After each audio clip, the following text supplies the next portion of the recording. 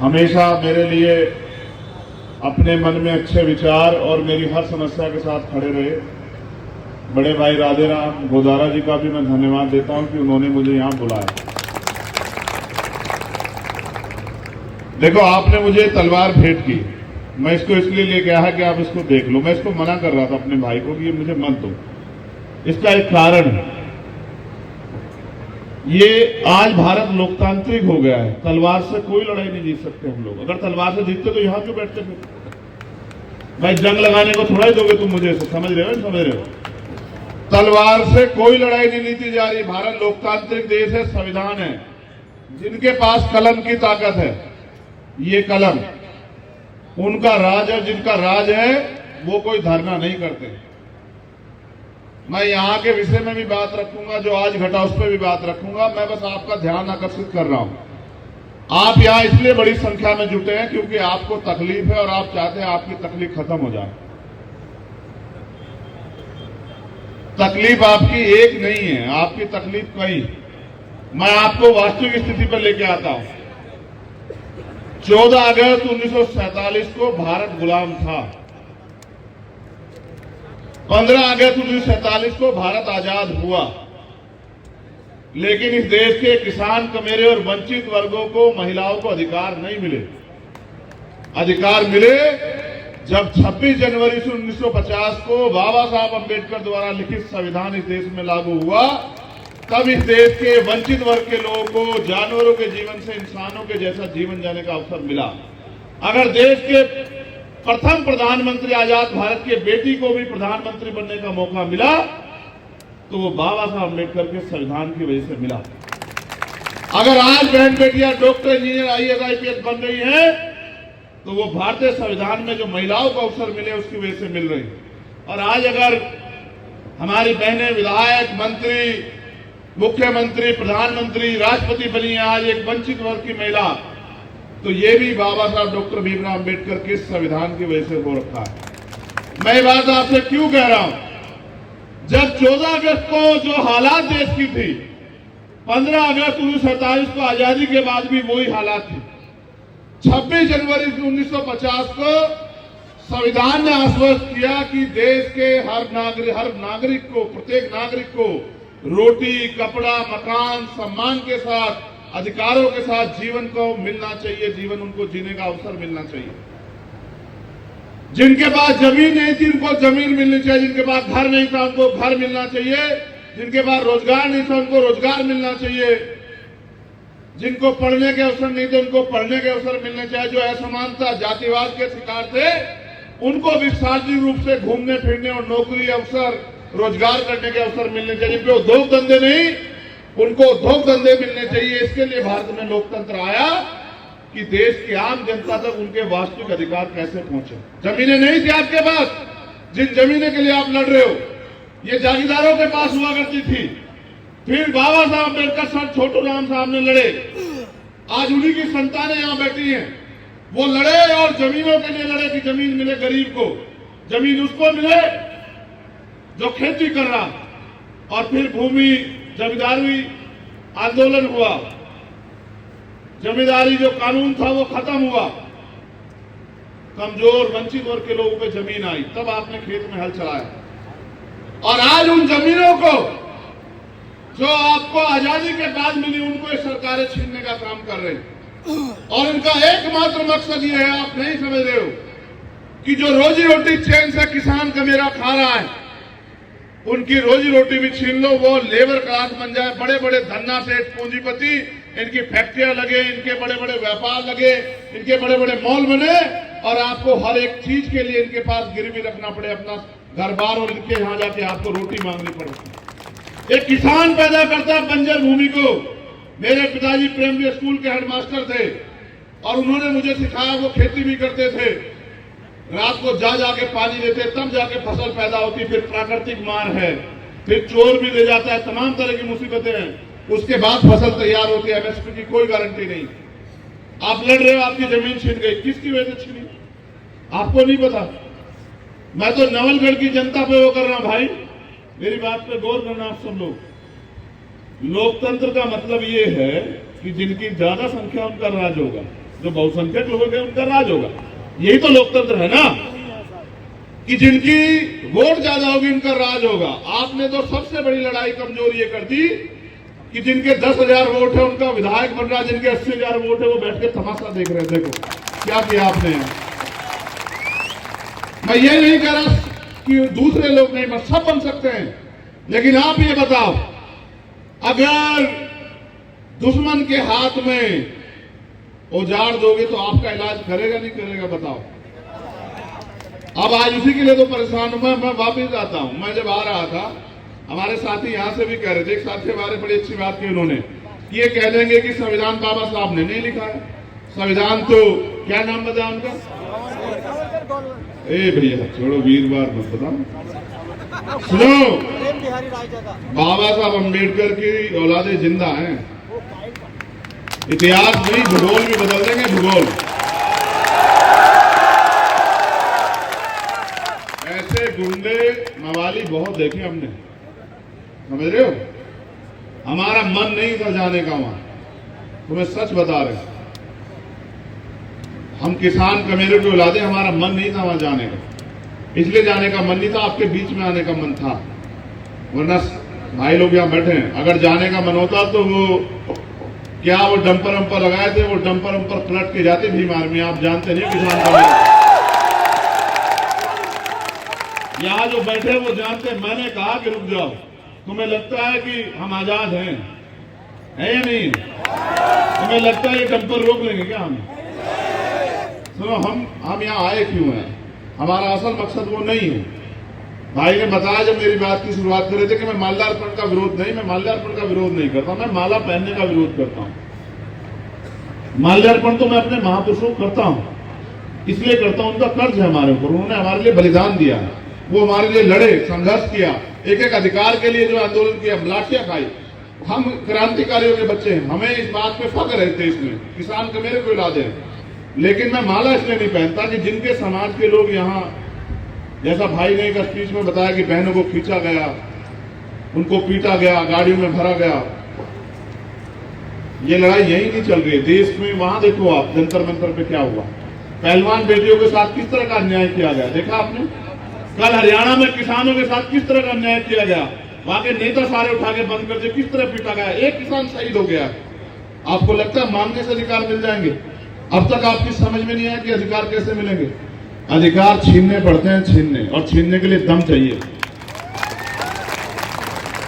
आप समय तय कर लो, जो सीनियर कमेटी के लोगों में अपनी तरफ से आदेश नहीं देता हूं, मैं आंदोलन में आपकी मदद करने के लिए आया, उसकी पगड़ी बांधने नहीं आया कि मैं इस आंदोलन को आगे बढ़ाना चाहता हूं। आप जो तय करो, हमारे सीनियर साथी यहाँ हैं, अगर आप तय कर दोगे तो इस फैक्ट्री में एक दिन काम नहीं होगा, मेरा आपसे वादा, ताला लगा देंगे इस फैक्ट्री में।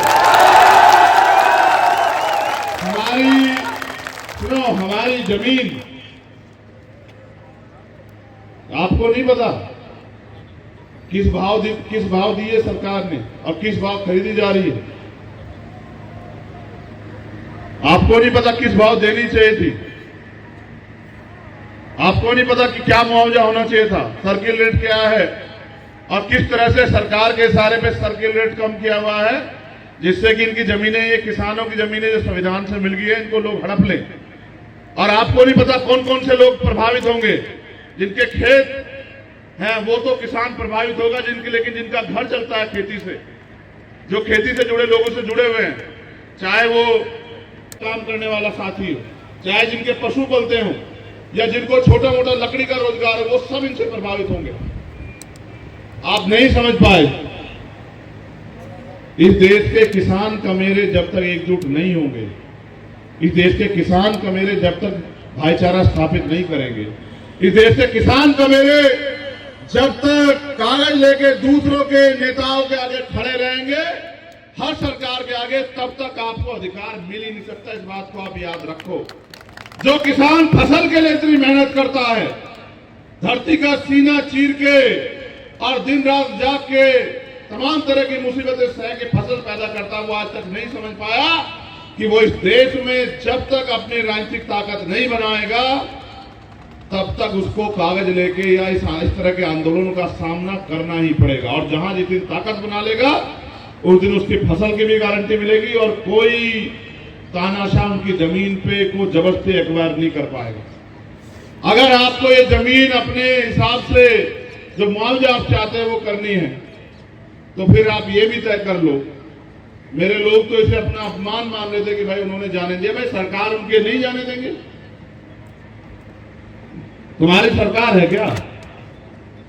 लोकतंत्र में वोट की शक्ति सरकार बनी, सरकार उनके नहीं जाने देंगे तो नहीं जाने देंगे। मगर हम वहां जा क्यों रहे थे आपको पता है? हम वहां शहीद आजम सरदार भगत सिंह जी को नमन करने के लिए जा रहे हैं, जिनकी वजह से ये मुल्क खड़ा हुआ, जिन्होंने हंसते हंसते फांसी के फंदे चुने। हम बाबा साहब अम्बेडकर जिन्होंने संविधान लिखा। आज ये जो सरकारी इंस्टीट्यूशन है, पुलिस के लोग हों, ये प्रशासन के लोग हों, ये एमपी एमएलए बनते हैं, जिनकी वजह से बन रहे संविधान की, जिन्होंने उनको लिखा, उनको नमन करने जा रहे। हमारा अपमान थोड़ा किया, इस देश के उन महापुरुषों का अपमान किया जिन्होंने इस देश के लिए बलिदान दिया। क्या ये अपमान हमारे लोग भूल जाएंगे क्या? आप बताओ, क्या भूल जाओगे अपमान? इस अपमान का बदला कैसे लोगे?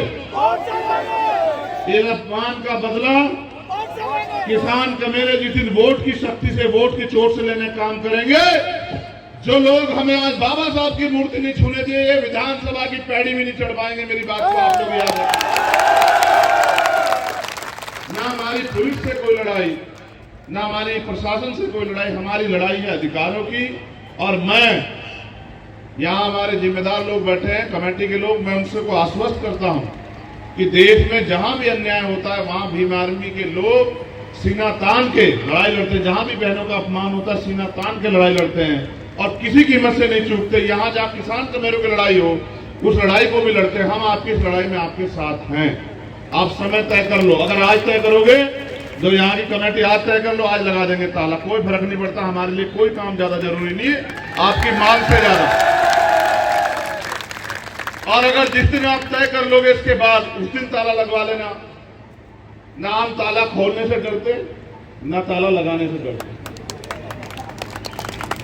हम तो एक बात से डरते हैं कि किसान कमेरे बोलना कब सीखेंगे, ये अपनी ताकत को पहचानना कब सीखेंगे, ये अपने दोस्त और दुश्मन को पहचानना कब सीखेंगे। लगाते रहो नारे, उठाते रहो झंडे और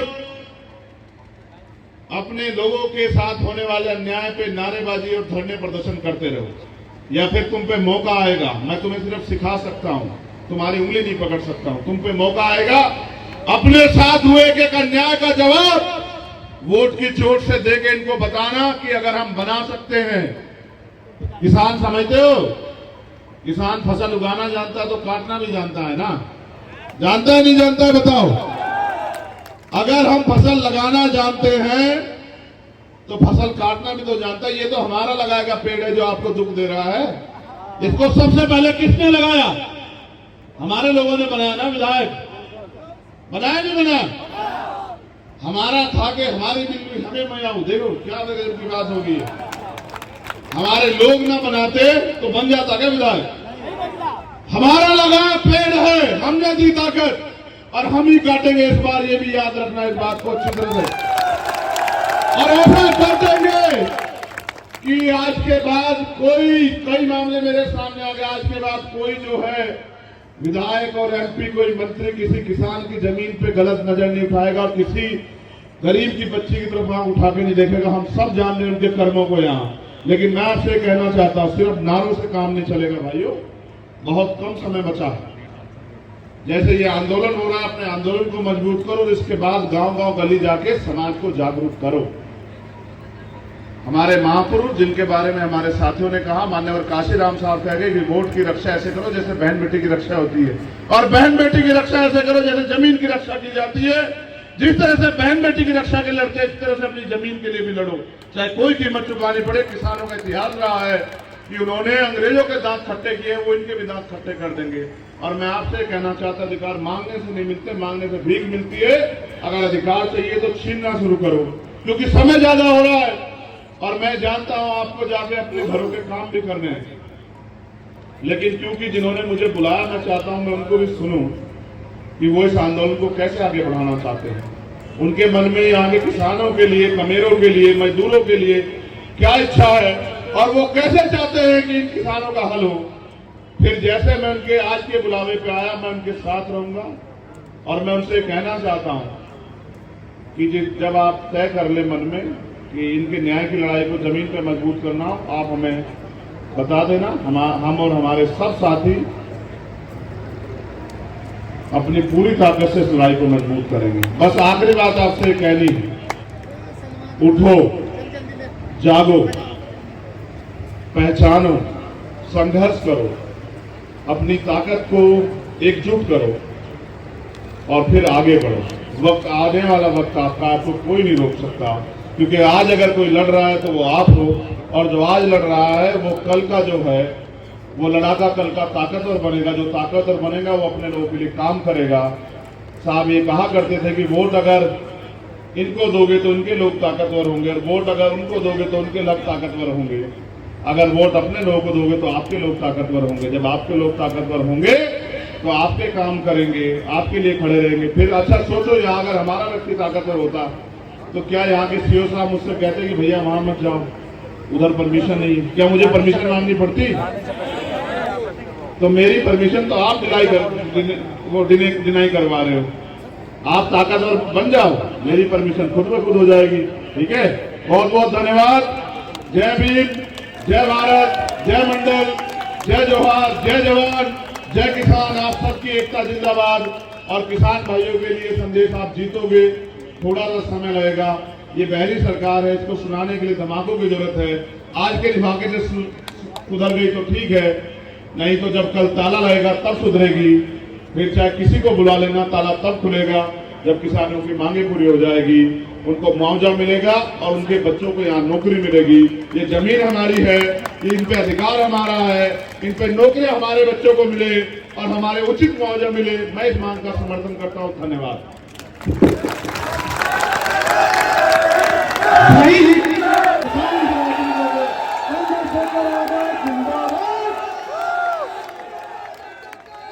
नहीं ले सकती।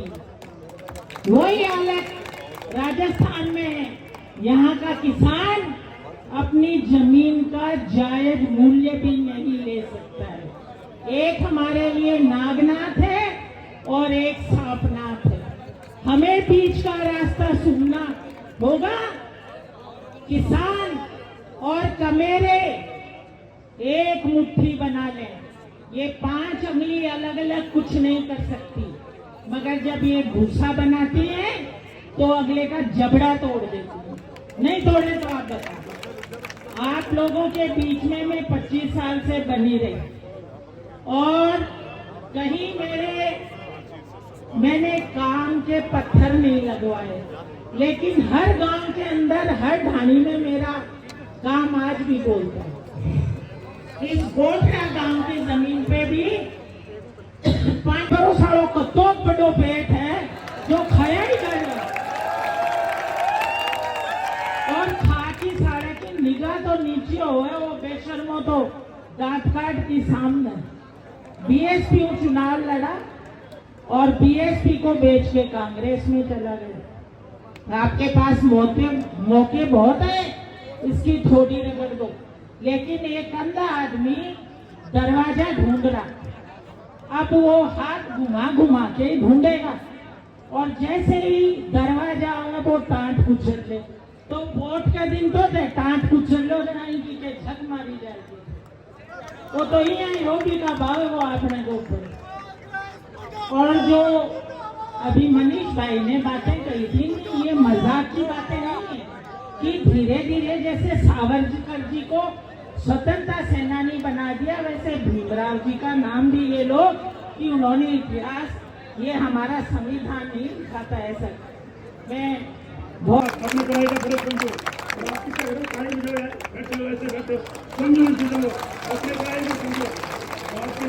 आजकल एक बीकानेर के अंदर ऐसी समाज का बच्चा खत्म हो गया। सुनो मेरी बात, आप परिजनों पे दबाव बनाया गया, इसको ले जाओ पोस्टमार्टम कर दिया, जड़ो। वहाँ एमपी साहब ने फोन किया, जब जाके वहाँ धरने पे बैठने दिया लोगों को। तो आज अपनी जो समस्याएं आ रही हैं, अपने जो लोग हैं उनको समझो। किसान आंदोलन में अपनी बहनें तकलीफ पा रही हैं, वहाँ पे सिर्फ एमपी के रूप में सुनो, किसान आंदोलन में जो बहनें तकलीफ पा रही हैं, किसानों के वोट से राजस्थान में 10 MP निर्वाचित हैं। 10 MP किसानों के वोट से बने हैं। एक भी गया क्या वहाँ? एक भी नहीं गया। बेनीवाल साहब गए, पहले सांसद है जो गए, और दूसरे चंद्रशेखर जी को इस चीज की मैं बधाई देना चाहूंगा कि लगातार उन बहनों की हौसला अफजाई कर रहे हैं और अन्याय के खिलाफ पूरे देश में जहां भी किसी पर अन्याय हो, चाहे वो किसान कौम से हो, चाहे वो SC समाज से हो, चाहे वो किसी समाज से हो, चंद्रशेखर जी जाते हैं देश के अंदर और राजस्थान में